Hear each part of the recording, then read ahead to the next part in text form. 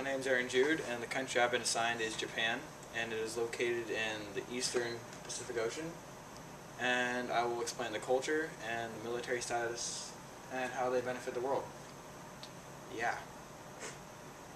So, the geography of Japan basically is, it's east of China, north and South Korea, and Russia. It is north of Australia and the Philippines, and it is basically dead center in the eastern Pacific and the eastern Asians.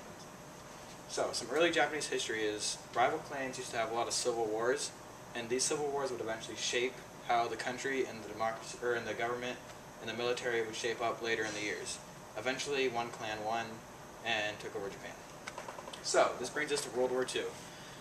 World War II, the Empire of Japan declared war on China, launched an invasion on China, the Philippines, and Australia. They then launched an attack on the U.S. in 1941 at Pearl Harbor. Thus started World War II in the Pacific Theater.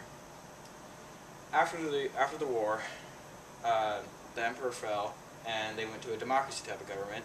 As you can see here, there's diplomatic officials, and they're voting, and it became a democracy instead of an empire. The very first democracy in Japan.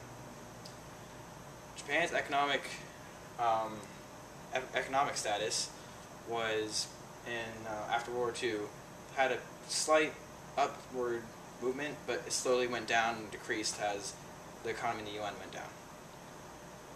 Japanese culture and people before World War II were very, very kept to themselves, and they did not believe in anyone else, and they felt that the world looked at them as not a superior military power. Nowadays, Japanese people in society are very successful businessmen and politicians. They now run many of the corporations and everything that we have in the US and in Japan. And this makes them a democracy. The Japanese military is now been rebuilt, and they train and work with the United Nations soldiers, and when they work with the United Nations soldiers, they train with everyone else, and they help in the Middle East and wherever they're called upon. But there haven't been any major wars since World War II. Japanese transportation mainly consists of public transportation, which is buses, planes, trains, subways, etc. But every once in a while they'll have cars, and they're usually Japanese made and they're small, but there's enough of these cars and they fill up the highways and roads. Japanese entertainment is usually anime and or reality shows.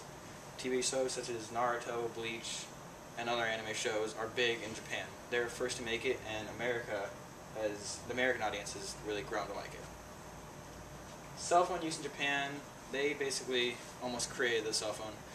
They are the leading country in making cell phones newer, improved. These cell phones right here are actually waterproof cell phones, and every day they continue to make more and more.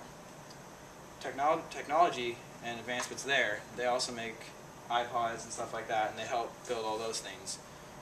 And they are also the leading front line in computers next to America.